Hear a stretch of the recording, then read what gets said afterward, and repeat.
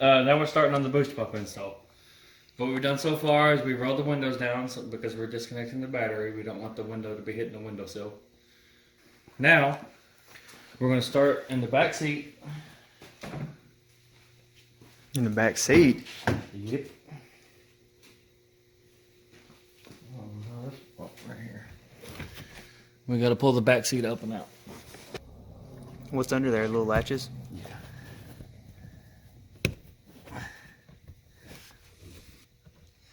You can feel them, they're like little buttons.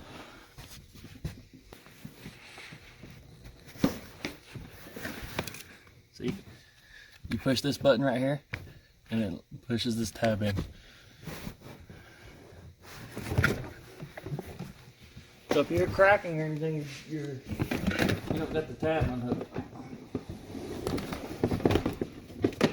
I'm assuming a back seat delete doesn't do much weight reduction. This thing weighs like 5 pounds. There's a plug right here that's going to be unplugged. You're going to unplug that. That's your fuel pump driver module. Then we're going to put this seat down. And then I'm going to pop this off.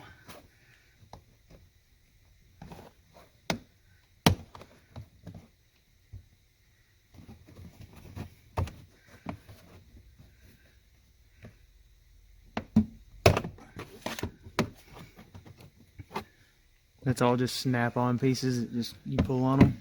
Yep. And then we're going to pull this driver's side panel out. I'm going to have to get in here. Oh, okay. The back seat's not the place for a big boy. Not with a seat like that.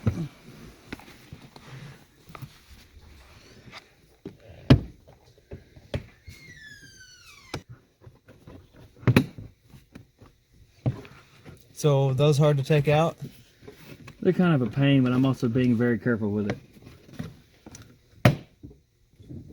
I mean, I could probably just grab this and yank it out and... break half of it. Yeah, probably. Okay, now that I've gotten this far, you got to take out this bottom door seal too. Otherwise it won't let you take the very last bit of it out. So this is all just plastic clips and stuff? Yeah. By the way, make sure you move your seat far forward before you do this. Before you unhook the battery? Okay.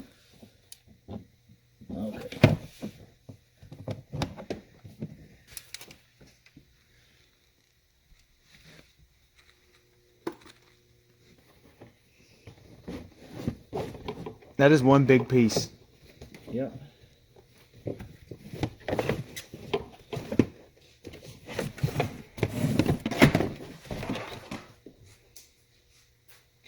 Now the right way to do this would be use a center punch. That way your drill bit don't walk. But I don't have a center punch. So I'm just going to be real careful.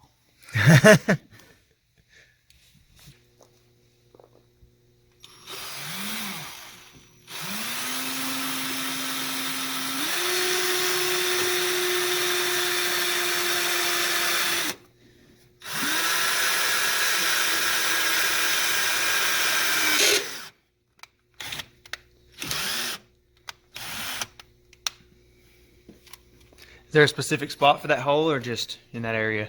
You mark it with the steel piece that you're putting in here. Oh. Whew.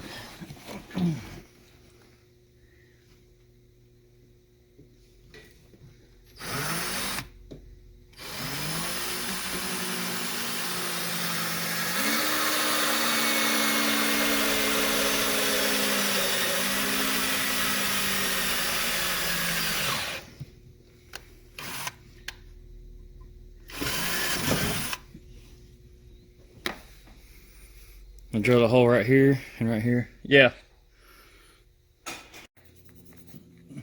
So I got the booster pump mounted to the plate. Okay. It just kind of goes on there. Anybody can do it. Yeah, it's just 4 bolts and washers and nuts. Not a big deal. Then we're gonna put it right there. Here's what we're gonna do actually. I wonder if all the kits are like this or if this one's just special when it goes behind that.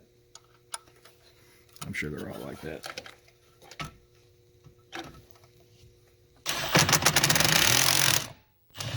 Oh, hole ain't big enough.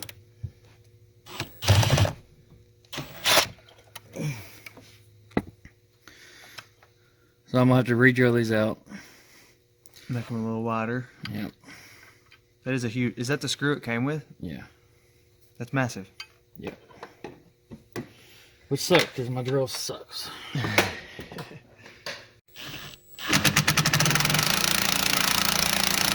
It's only the left side. It's big screw.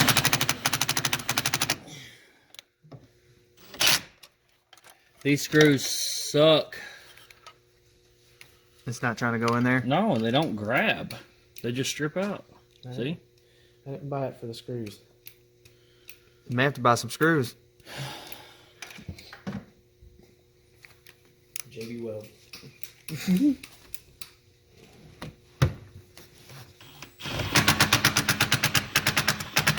See, it just fucking strips it out. Yeah. Probably get some better screws. That's the right size hole too.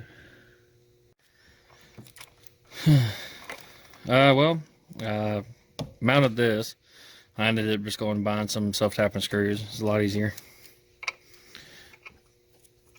Because the ones that it came with fall apart when you start trying to screw them into anything. Yeah, they're kind of junk. That may just depend on the kit. Other ones may come with self-tapping screws. Now I'm putting the harness in. This right here is the actual harness. You just plug it in where the old plug is. Plug your old plug in here. And then the plug from the actual booster pump goes in here. You're going to mount this. And then this is your ground. This is actually unused. You just tape it up. What if it touches other stuff? Does that wire matter that's unused? That's why you tape it up. Okay, so it can't touch other stuff. Yeah, tape this up right here. I'm going to put this ground on the same... I'm going to mount these both to the same place. So it'll be clean and out of the way. Make sure you put the ground on top of the plastic, otherwise the ground isn't going to ground. Ground on top of the plastic. What you mean? Well...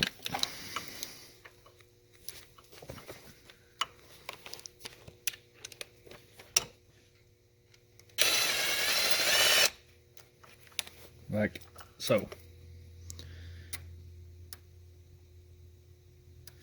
That way, the ground actually hits the top of the screw and it grounds out.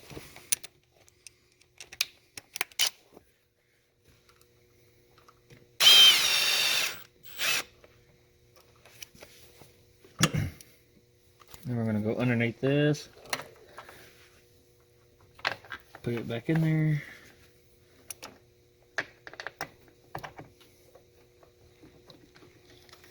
Then we're going to tuck this up out of the way and zip it down.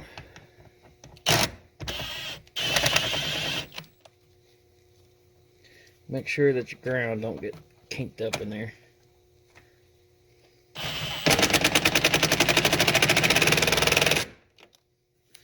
This wire goes back.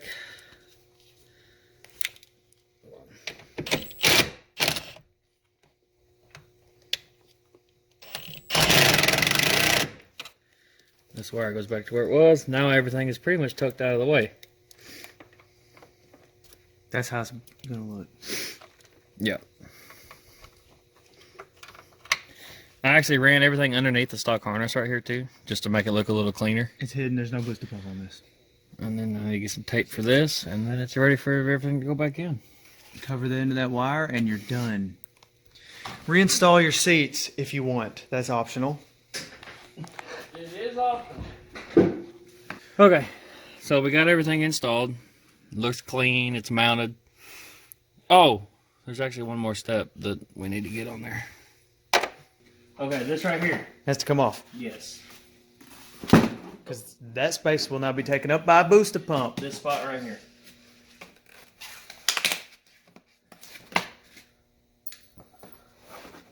Weight reduction. Mm-hmm. That was just so you can lean on the plastic and not push it in an inch. That just kept it from moving. Yeah, pick that up, bad boy. Woo! Just gutting this thing today, ain't we?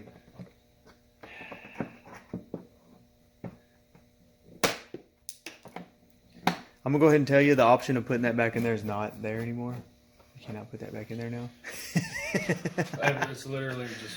If I ever wanted to go back to stock, it's over. It's around. Yep, somebody's gonna pull that panel off and be like, "There's been a booster pump on this." I mean, yeah, actually, that'd be old as hell. You know- We got that foam out of the bottom there. That's actually where the booster pump sits. So you have to take that foam out, otherwise you can't get your panel back in. Which, I mean, I guess you don't have to put the panel back in. If you're leaving your stuff gutted, this panel don't have to go back in. It's really preference. But this is a street vehicle. He would like this to look factory on the inside. So we can't do it our way and tear everything out of it. I wish I could. Anyway, that's how you do it. That's how you put in a booster pump in a 2019 GT. I assume it's going to be pretty similar for everything else. So 2015 to 2020 booster pump install completed. It's tedious, but it's not hard. I would say the average person will do it in 2 or 3 hours. That's really taking your time. But a shop that's ready that's done a couple of these probably do it in 30 minutes.